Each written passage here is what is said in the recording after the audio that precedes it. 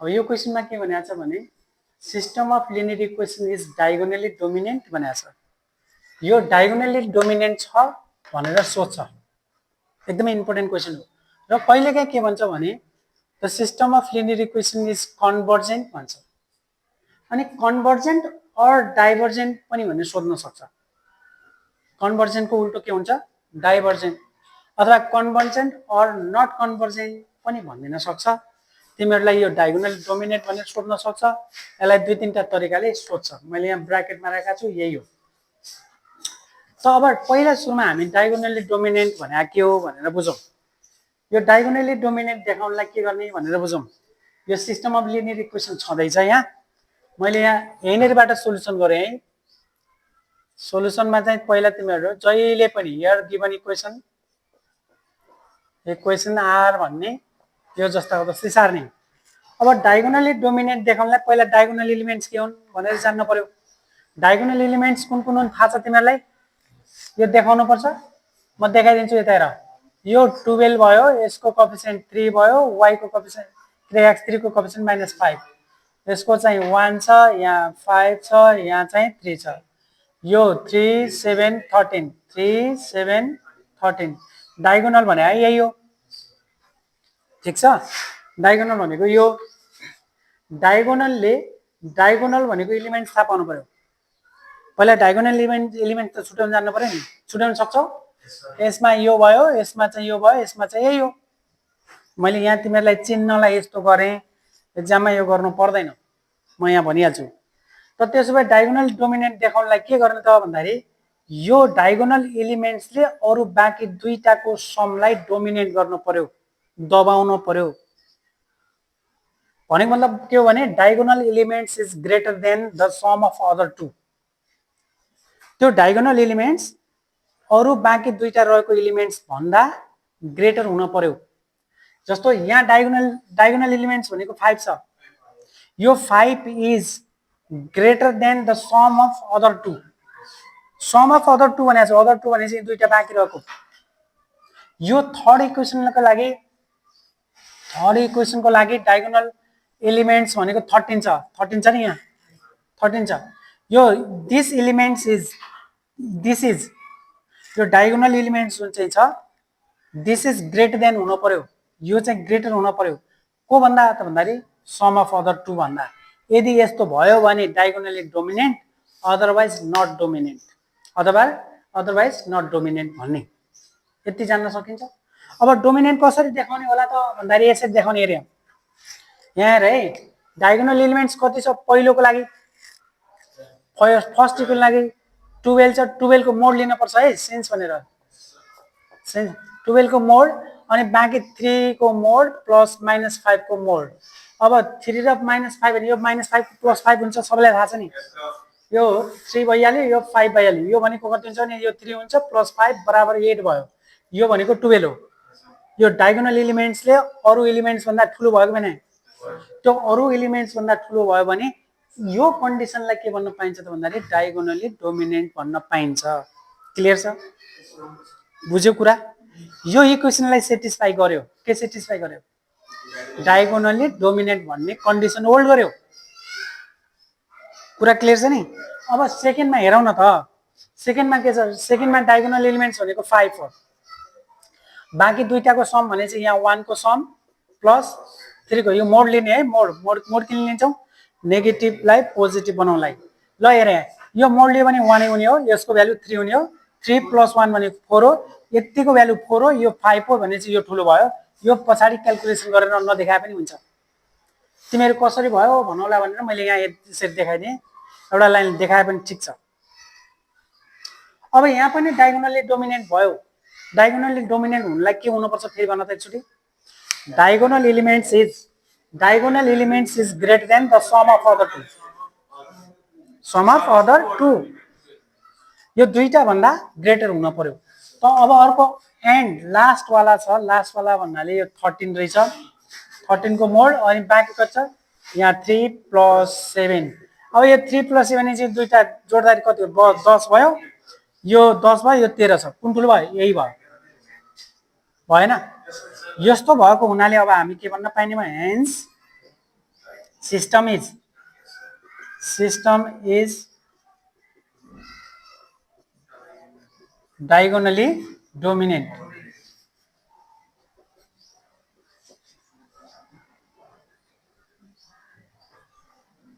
Diagonally dominant. अब एकछिन सुन है, म त्यहाँ करेक्सन गर्दैछु एकछिन हेर। अब एकैछिन सुन, यो सबैमा सेटिस्फाई भएको हुनाले डायगोनली डोमिनेन्ट भन्न पायो। अब कुनै एउटा क्वेसन, एउटा इक्वेसनमा फर्स्ट इक्वेसन लिने, सेकेन्ड इक्वेसन लिने, थर्ड इक्वेसन तीनटैलाई गर्यो नि, तीनटैलाई लग गरियो नि त। अब यी तीनटा मध्ये कुनै एउटा सेटिस्फाई भएन भने it is not diagonally dominant. जस्तै यहाँनिर तिमीहरूको यो यति भइदिएको भए भनौँ न एकछिनलाई 9 भइदिएको भए यो 3 + 7 भनेको 10 हुन्थ्यो। दिस इज नट ग्रेटर भन्ने सिम्बल यस्तो राख्ने, यति हुने बित्तिकै यो जेसुकै होस्।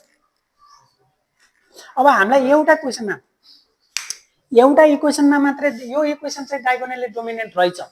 पार्ट बुझिराखौँ है। यहाँ यो इक्वेसन चाहिँ डायगोनली डोमिनेन्ट रहेछ, यो पनि डायगोनली डोमिनेन्ट रहेछ, यो डायगोनली नट डोमिनेन्ट भयो त त्यसो भए सिस्टम भनेपछि त पुरै सिस्टमलाई हो, तीनटैलाई हो। यहाँ system of linear equation diagonally dominant भन्यो, पुरै सिस्टम चाहिँ डायगोनली डोमिनेन्ट भन्न पायो त? पाएन। तिमीहरू पास हुनलाई के गर्नु पर्यो? 6वटै पास हुनु पर्यो। तर तिमीलाई इङ्ग्लिसमा पास छ कि छैन भन्यो भने इङ्ग्लिसमा पास छ, म्याथमा पास छ, पास छ, फिजिक्समा पास छ, पास छ, केमिस्ट्री लागेछ भनेपछि होल पास भन्न पाइन्छ? पाइँदैन। त यो इक्वेसनमा मात्रै मैले कहिलेकाहीँ भन्न सक्छ है, बुझिराख्नु। यो इक्वेसनमा मात्रै, फर्स्ट इक्वेसनमा मात्र डायगोनली डोमिनेन्ट टेस्ट गर भन्यो भने छ, डायगोनली डोमिनेन्ट छ। डायगोनली डोमिनेन्ट छ कि छैन? छ। सेकेन्डमा छ, तर थर्डमा नहुन सक्छ। त्यसो भए यी तीनटा मध्ये कुनै एउटामा भएन भने यो सिस्टममा डायगोनली डोमिनेन्ट भन्न पाइन्छ त?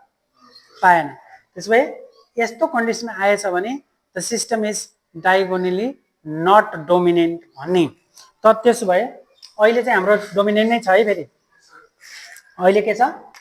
यहाँ 13 थियो, यो 13 हो, यो 13 हो, यो 3 + 7 10 भयो, डायगोनली डोमिनेन्ट भयो। यो डायगोनली डोमिनेन्ट जो हुन्छ नि भाइ बहिनी, हो डायगोनली डोमिनेन्ट जो छ, यदि system of linear equation diagonally dominant छ भने इट इज कन्भर्जेन्ट। के भनिरहेको छु बुझिहाल्नु? दुईटै क्वेसनको एन्सर आइगयो। एक्जाममा तिमीहरूलाई इट इज कन्भर्जेन्ट भनेर सोध्यो भने के गर्ने?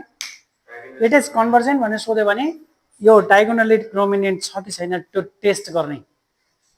यदि छ भने the system is convergent. Convergent भन्नाले यसको एन्सर आउँछ भने हो, कन्भर्ज गर्छ भनेको हो। यदि डायगोनली नट डोमिनेन्ट छ भने it is not convergent. Not convergent भन्नुको मतलब इट इज डाइभर्जेन्ट। कन्भर्जेन्टको उल्टो के हुन्छ? डाइभर्जेन्ट। तिमीहरू 6वटैमा पास छ भने पास, 1 लागेको छ भने फेल। कुनै एउटा सब्जेक्ट लागेको छ भने फेल हो नि त, हैन? त्यसकारण चाहिँ सो इट इज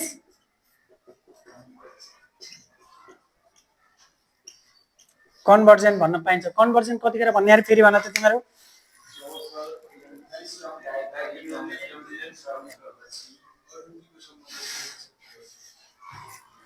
कतिखेर भन्ने अरे?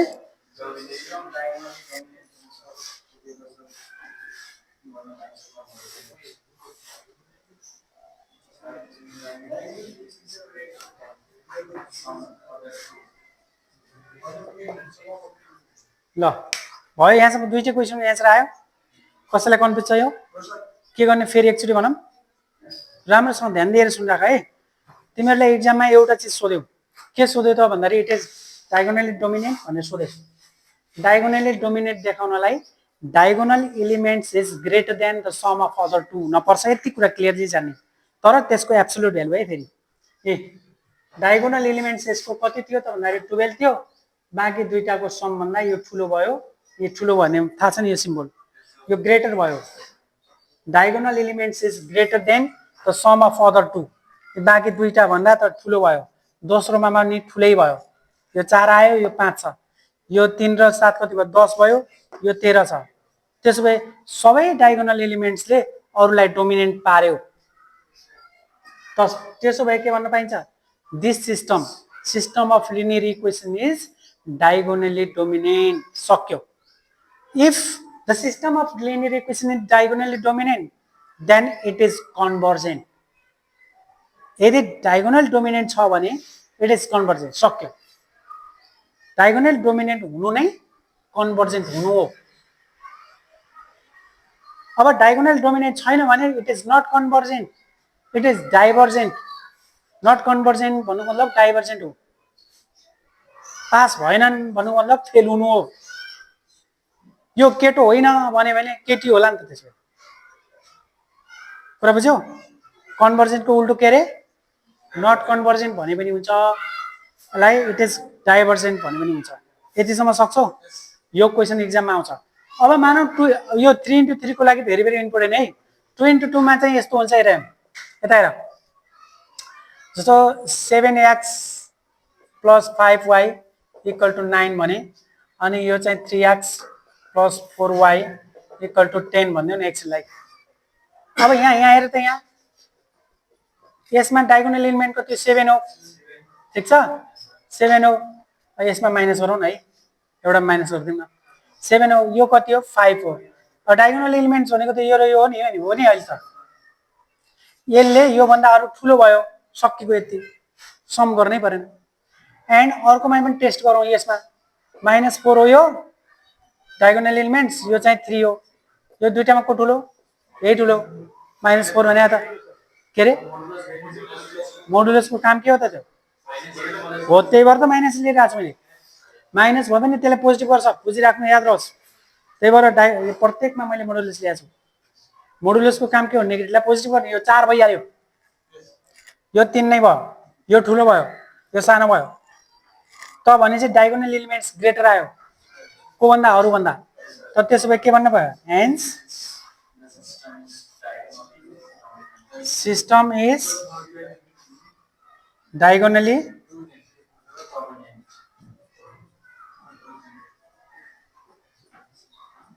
डोमिनेन्ट भन्ने, अथवा डोमिनेन्ट भनिसकेपछि इट इज कन्भर्जेन्ट भनेर सोध्यो भने के गर्छौ? इट इज कन्भर्जेन्ट भनेर सोध्यो भने यो अहिलेको लागि कन्भर्जेन्ट हुन्छ। तर यही चिज यहाँ हेर है, यो सानो यो ठुलो आइदिएको भए it is not diagonal dominant and it is divergent. लेख्छिन यता जाने। अब यो क्वेसनमा कस्तो भनेको छ भने, यो पनि भेरी भेरी इम्पोर्टेन्ट है। यसलाई मैले टुक्रा टुक्रा गरेर सोधेको छु। यसलाई एक्जाममा कमामा पनि दिन्छ। बुकमा तिमीहरूलाई कमा गराएको छ, मैले तिमीहरूलाई बुझ्नु सजिलो होस् भनेर एबिसी भनेर 3टा पार्ट गरिदिएको छु। यो 3वटा चाहिँ एक्जाममा आउँछ भन्ने पनि छैन, तर आयो भने यस्तो टाइपले दिदिन सक्छ। त अब यहाँ के भनेको छ? इफ दिस इक्वल टु एउटा इक्वेसन दिएको छ र अर्को इक्वेसन दिएको छ, दुईटा इक्वेसन त छ कि छैन? र अनि हामीलाई के गर्ने त भन्दाखेरि टेस्ट द यील्ड कन्डिसन भनेको छ। अब यहाँ यील्ड कन्डिसन भनेको के हो बुझ्नु पर्छ। दोस्रो नम्बरमा चाहिँ के गर्ने भने test the yield condition when the, यहाँनिर कन्डिसन हेर, यहाँ यसमा पनि यील्ड कन्डिसन टेस्ट गर भनेको छ। यो यील्ड कन्डिसन भनेको के हो म बुझाउँछु। त्यसपछि टेस्ट द यील्ड कन्डिसन, फेरि टेस्ट गर्ने, यील्ड कन्डिसन टेस्ट गर्ने when the coefficient of x1 in first equation. यो फर्स्ट इक्वेसनबाट x1 को coefficient in first equation is change to 2.0004 भनेको छ। यो x1 को कोएफिसिएन्ट यो कति थियो? अघि पहिला कति थियो? 2.003 थियो। अब यसलाई चाहिँ 2.004 राख्यो भने यील्ड कन्डिसन हुन्छ कि हुँदैन त्यो पनि टेस्ट गर्यो। याद रहोस्, यहाँ कोएफिसिएन्ट अफ x1 भन्न सक्छ, x2 भन्न सक्छ, फर्स्ट इक्वेसनमा रिप्लेस गर भन्न सक्छ, सेकेन्ड इक्वेसनमा रिप्लेस गर भन्न सक्छ। जहाँ रिप्लेस गर भनेको छ त्यहाँ रिप्लेस गरिसकेपछि यसको यील्ड कन्डिसन टेस्ट गर्ने। दुईचोटि यील्ड कन्डिसन टेस्ट गर्नु पर्यो। एउटा यो कन्डिसनमा यील्ड कन्डिसन टेस्ट गर्ने र एकचोटि रिप्लेस गरिसकेपछि यील्ड कन्डिसन टेस्ट गर्ने। त्यसपछि हामीलाई सल्भ भनेको छ। सल्भ भनेको त x1 र x2 को भ्यालु निकाल्ने हो। यो सजिलो भइहाल्यो। त के गरेर गर्ने त भन्दाखेरि हेर है सबैजनाले, यहाँ गिवन इक्वेसन आर कति दिएको छ? 2.003 x1 + x2 = 50.06 दोस्रोमा कति दिएको छ 2x1 plus x2 equal to 50 दिएको छ। अब म पहिलो सुरुमा इल कन्डिसन टेस्ट गर्दैछु। अब यहाँ ए भनेको हुनाले ए लेख्दिम, ठीक छ। म यहाँ तिमीहरूलाई एउटा म्याट्रिक्स निकाल्छु। ए भनेको हेर है सबैले, ए भनेको डिटर्मिनेन्ट अफ कोएफिसिएन्ट म्याट्रिक्स, के अरे कोएफिसिएन्ट म्याट्रिक्स मात्र लेखौँ न पहिला। यो कोएफिसिएन्ट म्याट्रिक्स हो। ए भनेर लिए मैले, let A equal to it is coefficient matrix. Coefficient matrix भन्नाले यहाँ कोएफिसिएन्ट कति छ 2.003 छ एउटा, यसको कोएफिसिएन्ट 1 छ, यसको कोएफिसिएन्ट 2 छ, यसको कोएफिसिएन्ट 1 नै छ। यसको डिटिए निकाल्ने, डिटिए निकाल्ने, डिटिए निकाल्ने, डिटिए भने बुझ्या छौ, डिटर्मिनेन्ट निकाल्ने। 2.003 यहाँ 1 2 1 डिटर्मिनेन्ट निकाल्दाखेरि यो लाइन याद रहोस् है, यो म्याट्रिक्स हो, यो डिटर्मिनेन्ट हो। हेर्दा उस्तै देखिन्छ। दिस इज इक्वल टु यसले यसलाई मल्टिपल गर्दाखेरि 2.003 माइनस यसले यसलाई गर्दाखेरि 2 भयो, ठिक छ। योबाट यो सब्ट्र्याक्ट गर्दाखेरि 0.003 आयो। अब म यहाँनिर भन्छु, यहाँनिर विच इज यो कति आयो 0.003 विच इज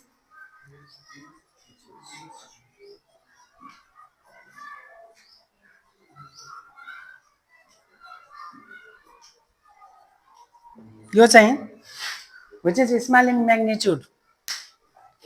अब म तिमीलाई यहाँनिर भन्छु यो चाहिँ यो विच इज स्मल भ्यालु भनौँ न सर्टकटको लागि। यो स्मल भ्यालु यति भयो। अब एकछिन बुझ है, फेरि एकचोटि भन्छु ध्यान दिने है त।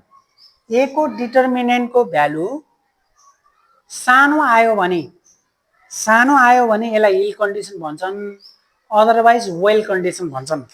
अब यदि यो डिटर्मिनेन्टको भ्यालु सानो आयो भने हिल कन्डिसन भन्ने के भन्ने अरे, हेन्स इट इज के भन्न पायो, हिल कन्डिसन भन्न पायो। फेरि सुन है, यो डिटर्मिनेन्टको ए को डिटर्मिनेन्ट, ए भने बुझ्यौ, ए भनेको कोएफिसिएन्ट म्याट्रिक्स। यदि कोएफिसिएन्ट म्याट्रिक्सको डिटर्मिनेन्टको भ्यालु स्मल आयो भने, स्मल भने यहाँ कति हो भन्ने पनि छ, यहाँ स्मल आयो भने भेरी भेरी स्मल भन्छन् यसलाई है। यो सानो आयो भने चाहिँ यसलाई के भन्न पाइन्छ, इट इज हिल कन्डिसन भन्ने, अदरवाइज वेल कन्डिसन। अब सानो भनेर तिमीहरूलाई हेरे बुकमा हरेक डेफिनेसनमा हिल कन्डिसनको डेफिनेसनमा के भनेको छ त भन्दाखेरि value of determinant is small in magnitude भनेको छ। स्मल हुनु पर्यो भने, स्मल भने कति 5 लाई मान्ने कि 7 लाई मान्ने कि कतिलाई भन्ने, ठ्याक्कै यतिलाई भनेको छैन। तर तिमीहरू बुझ्दाखेरि के भन्नु, 0 point समथिङलाई चाहिँ बुझ्ने। नेचुरल नम्बर बाहेक 1 2 3 त्यसो भए त 1 पनि त सानै हो नि खासमा, के को तुलनामा 1 त 1000 को तुलनामा त सानै हो त, सानो होइन। 1 लाख को तुलनामा त स्मल हो। तर 1 5 4 10 त्यस्तो आयो भने हिल कन्डिसन नभन्नु। मैले बुझ्नलाई के भने, मैले 0 point समथिङ आयो भने याद रहोस् है, 0 point समथिङ आयो भने त्यसलाई स्मल इनफ भन्ने, स्मल इन म्याग्निट्युड भन्ने, hence it is ill condition, otherwise त्यो पनि माइनस भनेको फेरि हेर्दा अरे -10 आयो भने होइन। फेरि यसको म्याग्निट्युड भनेको डिटर्मिनेन्ट भ्यालु भने म्याग्निट्युड यहाँ बुझ्या छौ, यहाँ लेखा छ हेर त म्याग्निट्युड। जस्तै -13 आयो भने त्यो त 0.1 भन्दा सानो हो नि, तर त्यसको म्याग्निट्युड ल्याउ न, म्याग्निट्युड त्यो त +13 भयो, त्यो त वेल कन्डिसन भयो। बुझ्ने है, पछाडि लेखा छ म्याग्निट्युड, कुरा बुझिरहेको छौ। त्यसको म्याग्निट्युड चाहिँ सानो हुनु पर्यो। कति सानो त भन्दाखेरि 0 point समथिङ भन्दा जानु पर्यो। 0 point मा आयो भने तिमीहरू के भन्नु, त्यसलाई हिल कन्डिसन भन्नु। 0.1 आओस् कि 0.001 आओस् कि 0.05 आओस् कि कति भन्ने, कति छन्, कति करोडौं नम्बर छन्, इन्फाइनाइट नम्बर छन्। ठ्याक्कै यति भन्न सकिन्छ, सकिन्न नि। त्यसैले तिमीहरूले के बुझ्नु भने यसको म्याग्निट्युड 0.00 भन्नाले 0 point समथिङ आयो भने हिल कन्डिसन भन्ने, अदरवाइज वेल कन्डिसन। क्लियर छ यहाँसम्म? अब दोस्रो पार्टमा हेर, यो सेकेन्ड पार्ट यसलाई बी भने पनि हुन्छ। बीमा के भनेको छ एकछिन बुझौँ है। यो क्वेसनहरु पटक आइरहेको छ। टेस्ट द यील्ड कन्डिसन, फेरि टेस्ट गर अरे। when the coefficient of x1 in first equation is change अथवा replace by भन्ला यहाँ change to 2.0004। अब यहाँनिर चेन्ज गर्छु। when the coefficient of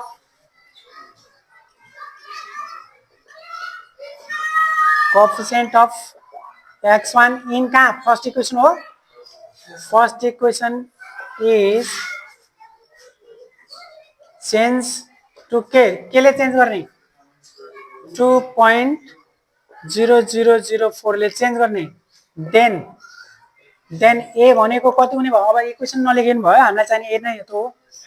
ए निकाले भइहाल्यो। अब ए को ठाउँमा कति राख्नु पर्यो यता हेर त। अघि यो यसमा चाहिँ 2.003 थियो, 2.003 थियो, यसको ठाउँमा कति राख्नु पर्यो। यो कति राख्ने भयो 2.0004। अरु त रिप्लेस गरेको छैन। अरु कति थियो हाम्रो जस्तोको जस्तै 1 भयो, यहाँ 2 भयो, यहाँ 1 भयो, यति भयो। यसको डिटिए निकालौं त। डिटिए भनेर डिटरमिनेन्ट भनेपछि 2.0004 1 2 1 यसको भ्यालु भनेको यसलाई मल्टिपल गर्दाखेरि 2.0004 माइनस यसलाई गर्दाखेरि 2 भइहाल्यो। अब यो सबट्र्याक्ट गरेर त 0.004 आयो। अझ के आयो which is also क्या आयो which is also स्मल भन्नु पर्यो भैया in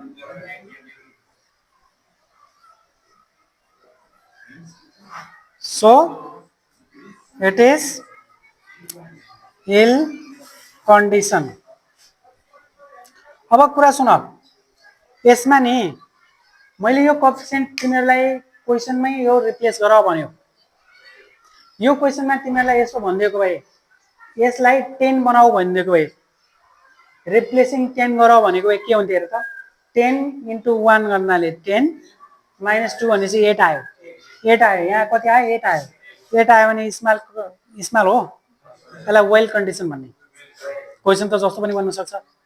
रिप्लेसिङ 10 भन्न सक्छ, रिप्लेसिङ 12 भन्न सक्छ, 100 भन्न सक्छ, जस्तो पनि भन्न सक्छ नि। सकिन्छ कि छैन?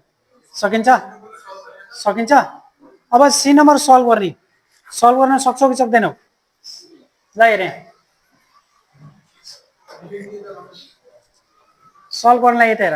ल अगाडिबाट सी नम्बरको लागि सी नम्बरको लागि सल्भ गर भनेको छ 2.003 x1 plus x2 0.06 अर्को कति हो 2x1 plus x2 यसलाई इक्वेसन 1 भइहाल्यो, इक्वेसन 2। अब तिमीलाई सल्भ गर्ने भनेपछि त्यति धेरै मेथड पढाएको छौं हामीले 4-5 वटा मेथड पढिसकेका छौं। यति मध्ये जुन सजिलो लाग्छ त्यहीबाट गर्ने। सबैभन्दा सजिलो भनेको एलिमिनेसन मेथड हो, तिमीहरुले पढेकै मेथड हो। अब यहाँ यसलाई यस्तो टाइपले हामी सल्भ गरौँ। हेर त्यहाँ x2 छ, यहाँ x2 छ, यहाँ प्लस छ माइनस छ, सबट्र्याक्ट गरे भइहाल्यो नि। सबट्र्याक्ट गरे पुग्दैन। यहाँ हेर त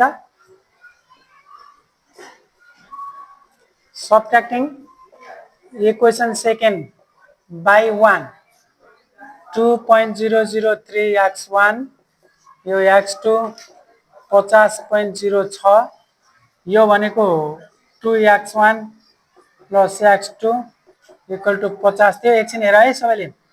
सबट्र्याक्ट गर्ने भने माइनस भयो, यो पनि माइनस भयो, यो पनि माइनस भयो, यो र यो क्यान्सल भयो। योबाट यो सबट्र्याक्ट गर्दाखेरि कति हुन्छ यो 2 2 कटिहाल्छ 0.003 x1 हुन्छ।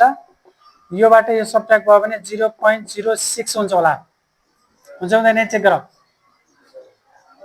हुन्छ हुन्छ नि। योबाट यो सबट्र्याक्ट गरेर कति आउँछ यति हुन्छ।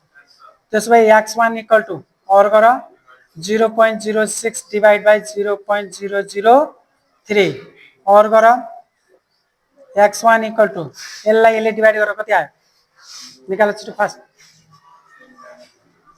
क्याल्कुलेटर छैन छिटो गर।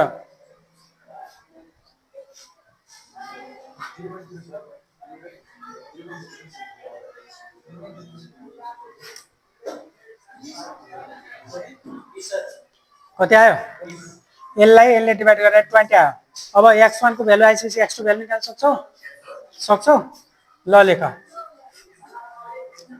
putting the value of x1 equal to 20 in केमा राखौं इक्वेसन कुनमा राखौं 1 मा राख्दा सजिलो कि 2 मा 2 मा छ नि यहाँ पोइन्ट चाहिँ यहाँ 2 मा सजिलो छ 2 भन्ने 2 मा राख्दाखेरि 2x1 x2 equal to 50 x1 को भ्यालु कति हो 20 x2 equal to 50 भइहाल्यो यो 40 हुन्छ x2 equal to यो 50 माइनस उता गयो भने 40 भइहाल्यो x2 equal to कति आयो 10 आयो हेन्स भनेर लेख हेन्स कति आयो यसको answer x1 equal to 10 and x2 equal to कति sorry x2 equal to x1 को 20 आछ के 20 x2 को भ्यालु चाहिँ ए यहाँ त x1 हो थियो x2 ठीक छ हैन x2 को भ्यालु कति आयो भन 10 दुईटै के भयो आन्सर भयो सकिन्छ गर्न अब एक्जाममा यति आयो भने सक्छौ केही कन्फ्युज छ भने सोध्ने नत्र भने अगाडि जान्छ के छ कन्फ्युज ल आज हामी यो दुईटै कुरा क्लियर भयो भोलि हामी यसैको अर्को क्वेशन गर्छौं यहाँसम्म चाहिँ पुरै तयारी गर्ने थ्यांक यू भेरी मच ल यति